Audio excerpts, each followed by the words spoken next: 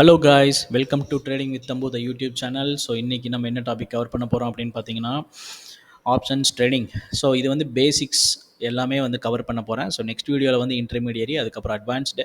So அட்வான்ஸ்டில் பார்த்தீங்கன்னா basics நீங்கள் தரோவாக தெரிஞ்சிருந்தால் மட்டும்தான் அட்வான்ஸ் வந்து உங்களுக்கு புரியும், இல்லைன்னா புரியாது. நீங்கள் வந்து கம்ப்ளீட் நியூ பிகினராக இருந்தீங்கன்னா இந்த வீடியோவை பாருங்கள். அதுவும் இல்லாமல் ஆப்ஷன்ஸ் பற்றி நீங்கள் இது வரைக்கும் தெரிஞ்சு வச்ச எல்லாத்தையும் மறந்துட்டு learn whatever you learned. ஓகேவா? அதுக்கப்புறம் இதை வந்து பாருங்கள், கம்ப்ளீட்டாக உங்களுக்கு தரோவாக புரியும். ஓகே, ஸோ இது வந்து என்னோடய டேபிள் ஆஃப் கண்டென்ட். நீங்கள் இந்த டேபிள் ஆஃப் கண்டென்ட்டில் நான் வந்து என்னென்ன கவர் பண்ணியிருக்கேன் அப்படின்னா, what is options trading. So options ட்ரேடிங்னா என்ன, ஏன் ஆப்ஷன்ஸில் நம்ம ட்ரேட் பண்ணணும், அதுக்கப்புறம் வந்து ஆப்ஷன்ஸை எப்படி ட்ரேட் பண்ணுறது, ஹவு டு ட்ரேட் ஆப்ஷன்ஸ், அப்புறம் கால் ஆப்ஷன்னா என்ன, புட் ஆப்ஷன்னா என்ன, examples of options trading. So இந்த 6 டாபிக் தான் இந்த வீடியோவில் நான் கவர் பண்ண போகிறேன். ஸோ இதுக்கப்புறம் வந்து இந்த ஹெட்ஜிங் பண்ணுறது எப்படி, பொசிஷன் சைசிங் பேஸ் பண்ணிவிட்டு நம்ம எப்படி புட் ஆப்ஷன் பை பண்ணுறது, இன்வெஸ்ட்மெண்ட் எப்படி ஹெட்ஜ் பண்ணுறது, போர்ட்ஃபோலியோ எப்படி மேனேஜ் பண்ணுறது, இதெல்லாம் செகண்ட் வீடியோவில் நான் உங்களுக்கு கண்டிப்பாக சொல்கிறேன். ஓகே, ஸோ இப்போ ஃபஸ்ட்டு டாபிக் என்னென்னா what is option trading. So நீங்கள் வந்து ஜஸ்ட் கூகுளில் போய் சர்ச் பண்ணிங்கன்னா உங்களுக்கு ஒரு டெஃபினேஷன் வரும். ஸோ ஆப்ஷன் ட்ரேடிங்னா வந்து options are financial contracts that give the holder to the right to buy or sell a financial instrument at a specific price for a certain period of time. அப்படின்னா என்னென்னா, இதை படித்தோம்னு வச்சுக்கோங்களேன், நமக்கு வந்து பெருசாக ஒன்றுமே புரியாது. இது ஆக்சுவலாக எனக்கு படித்தாலுமே ஒன்றும் பெருசாக புரியல. இதை வந்து நமக்கு தெளிவாக கிளியராக நான் எப்படின்னு சொல்கிறேன். அதாவது ஒரு லேண்ட் இருக்குது, நீங்கள் அந்த லேண்டை வந்து 2025 2 லட்ச ரூபா ஒரு சென்ட்டுக்கு கொடுத்து வாங்குறீங்க.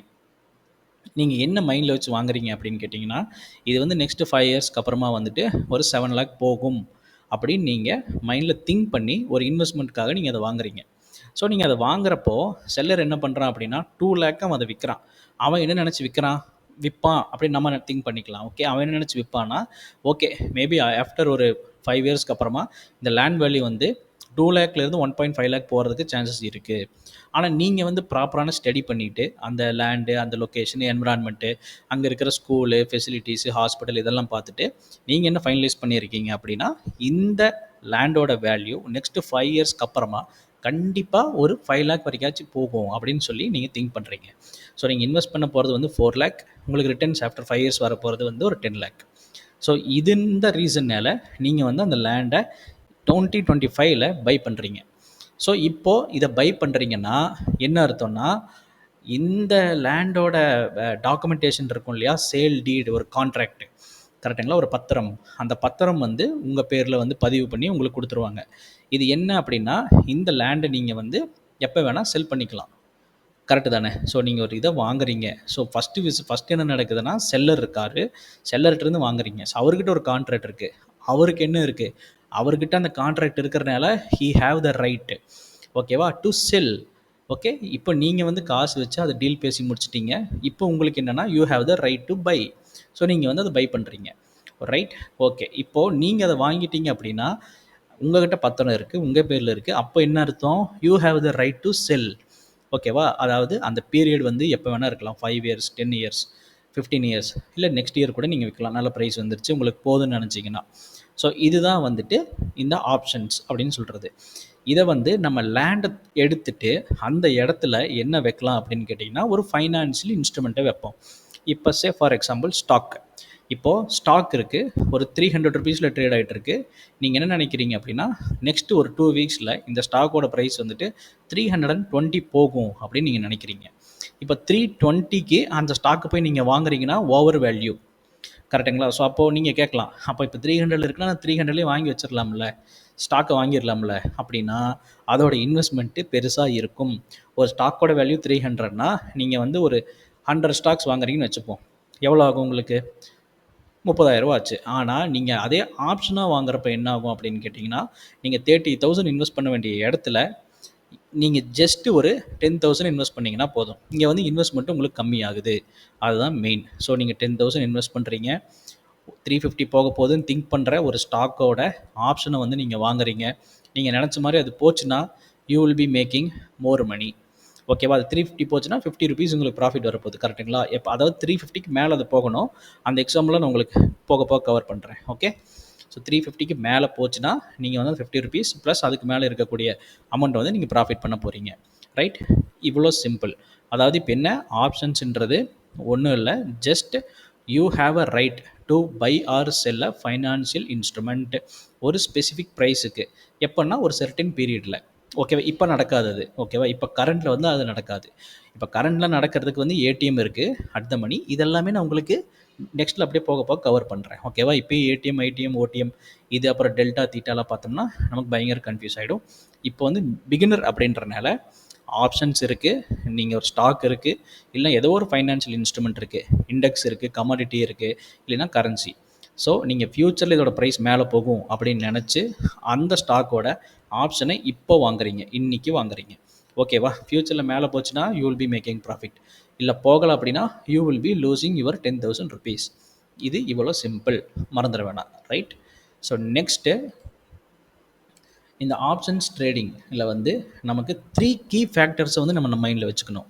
அதில் ஃபஸ்ட்டு என்ன அப்படின்னா strike price, second expiration date, option premium.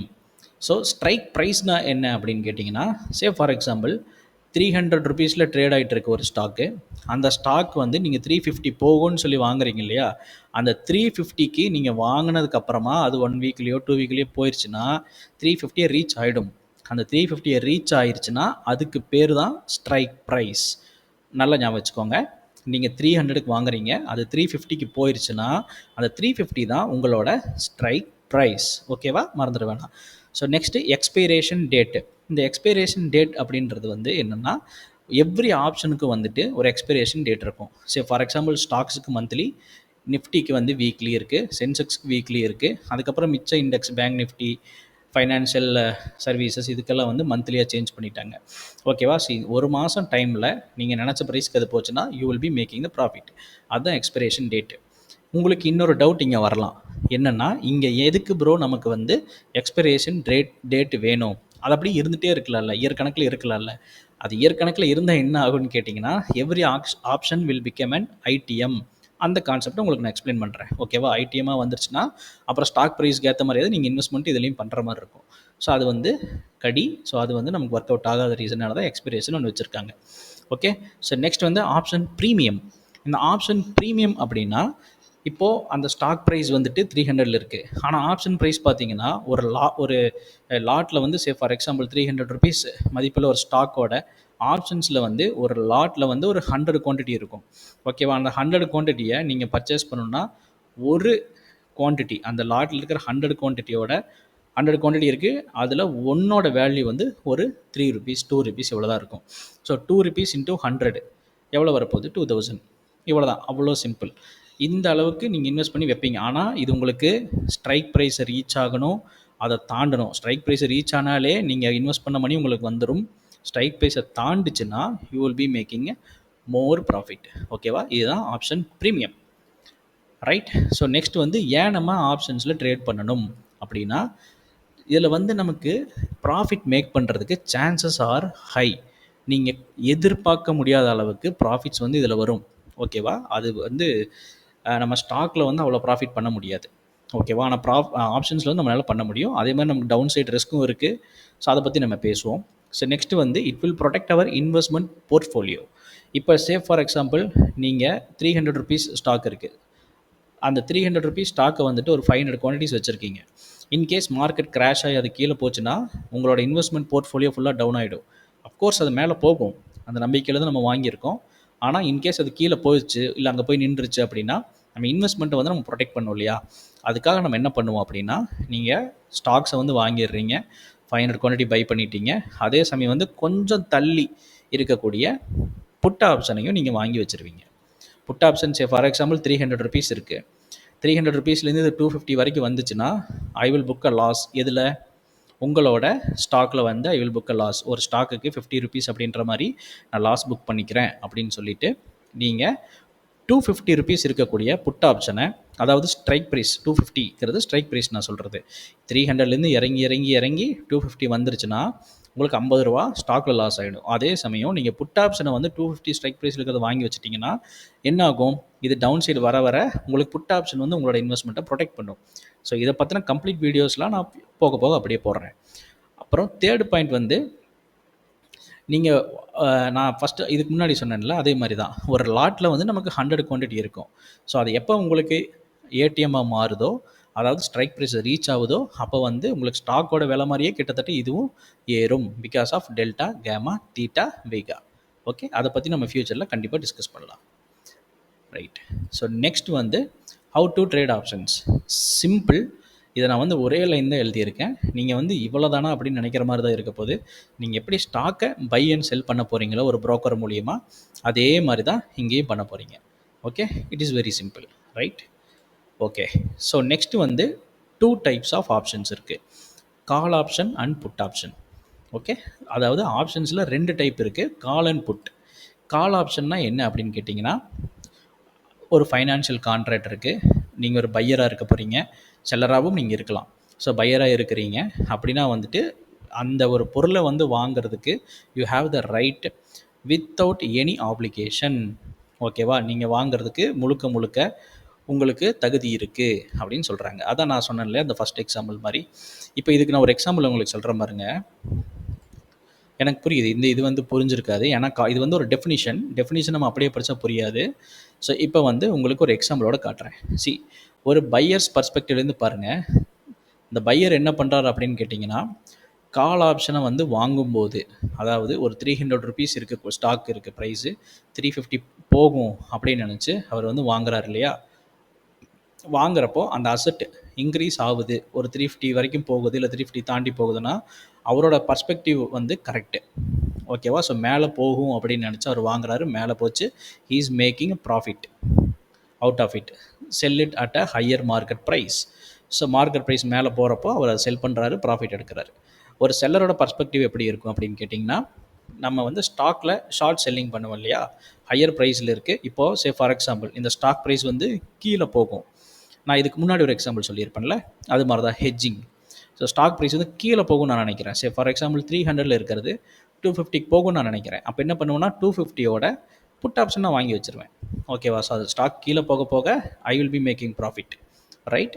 So next வந்து ப்ரீமியம் வந்து அகெயின் இது நான் உங்களுக்கு இதுக்கு முன்னாடியே சொல்லியிருக்கேன், எக்ஸ்பிளைன் பண்ணியிருக்கேன். நீங்கள் வாங்குறீங்கல்ல இந்த call option or put option, இல்லை கால் ஆப்ஷனை பை பண்ணுறீங்க இல்லை செல் பண்ணுறீங்க இல்லையா, ஸோ அப்போ வந்து ஒரு அமௌண்ட்டை நீங்கள் கொடுக்குறீங்க, அதுக்கு பேர் தான் வந்துட்டு ப்ரீமியம். ஓகே, ஸோ இப்போது இந்த ஐடிஎம் ஓடிஎம் இப்போதைக்கு இதை வந்து நான் தள்ளி வைக்கிறேன். ஏன் அப்படின்னு கேட்டிங்கன்னா, இதை பற்றி ஃபர்தராக பெரிய ஒரு எக்ஸ்ப்ளனேஷன் நான் உங்களுக்கு கொடுக்குறேன். ஸோ இங்கே வந்து உங்களுக்கு ஒரு எக்ஸாம்பிள் கொண்டு வந்திருக்கேன், example of call option. So இதில் வந்து சப்போஸ் ஸ்டாக் டிசிஎஸோட ஸ்டாக் ப்ரைஸ் வந்து ஒரு 3000 ரூபாயில் இருக்குதுன்னு வச்சுப்போம். நல்லா பார்த்துக்கணும், 3000 ரூபாயில் டிசிஎஸோட ஸ்டாக் ப்ரைஸ் இருக்குது. நம்ம என்ன பண்ணுறீங்க அப்படிங்கன்னா, கால் ஆப்ஷனை வந்து பை பண்ணுறீங்க with a strike price of 3100. 3100ஓட கால் ஆப்ஷன் டிசிஎஸோட நீங்கள் வாங்குறீங்க. ஆனால் டிசிஎஸ் இப்போ இருக்கிறது 3000 ரூபாயில் இருக்குது. 3100ஓட கால் ஆப்ஷன் நீங்கள் வாங்குறீங்க, ஒரு வாரம் இருக்குது எக்ஸ்பெரிக்குன்னு வச்சுப்போம். If the stock price rises to 3200, stock price வந்து 3200 போயிருச்சு அப்படின்னா, நீங்கள் உங்களோட ஸ்ட்ரைக் ப்ரைஸை தாண்டி போயிருச்சு, 3200 போயிருச்சுன்னா, நீங்கள் வந்து அந்த ஆப்ஷனை செல் பண்ணி 100 ருபீஸ் ப்ராஃபிட் பர் ஷேர் அப்படின்ற பேசிஸில் எடுத்துக்கலாம்.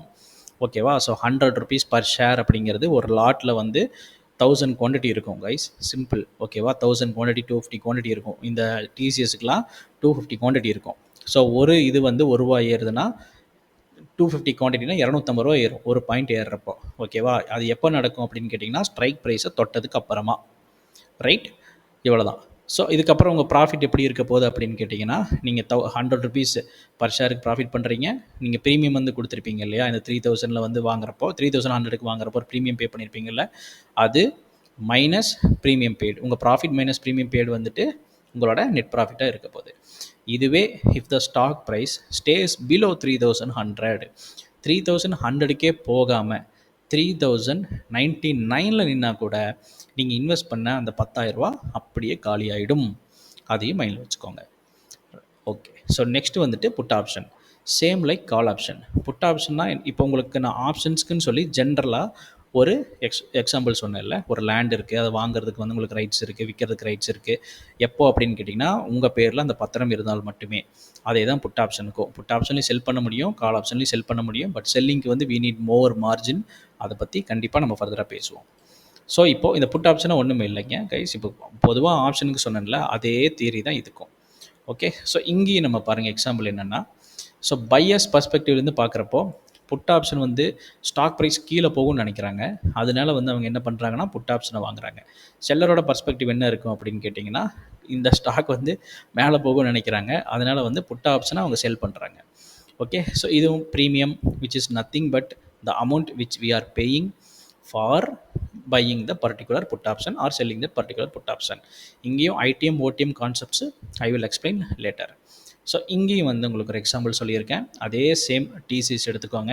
இங்கே என்ன அப்படின்னு கேட்டிங்கன்னா, நீங்கள் மேலே போகிறதுக்கு பதிலாக கீழே போகிறது நீங்கள் வந்து வாங்க போகிறீங்க. அதாவது 3000 இருக்குது, 2900 ருபீஸோட ஸ்ட்ரைக் ப்ரைஸில் இருக்கிற புட் ஆப்ஷனை நீங்கள் வாங்குறீங்க. ஒரு வாரம் இருக்குது எக்ஸ்பிரேஷனுக்கு.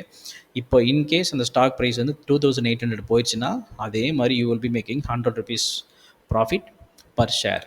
ஓகேவா? So if the stock price stays above 2900, அதாவது 2901 இருந்தாலுமே you will be losing all your capital because of அந்த என்ன ஆகும், அந்த ஆப்ஷன் வந்து வர்த்லெஸ் ஆகிடும். ஓகே. ஸோ இது உங்களுக்கு புரிஞ்சிருக்கும்னு நம்புகிறேன். ஸோ நெக்ஸ்ட் வந்து உங்களுக்கு இந்த ஆப்ஷன்ஸில் வந்து இன்டர்மீடியரி லெவல், அதாவது தீட்டா, டெல்டா, கேமா, வீகா, அப்புறம் வந்து ஐடிஎம், ஓடிஎம், அப்புறம் வந்து நிறைய ஸ்ட்ராட்டஜிஸ் இருக்குது ஆப்ஷன்ஸில். ஓகேவா? ஆப்ஷன்ஸுன்றது வந்து பொதுவாக எதுக்குன்னு பார்த்தீங்கன்னா, ஹெட்ஜிங்காக பண்ண வச்ச ஒரு இன்ஸ்ட்ருமெண்ட். ஸோ அதை பற்றி கம்ப்ளீட்டாக உங்களுக்கு நான் எக்ஸ்பிளைன் பண்ணுறேன்.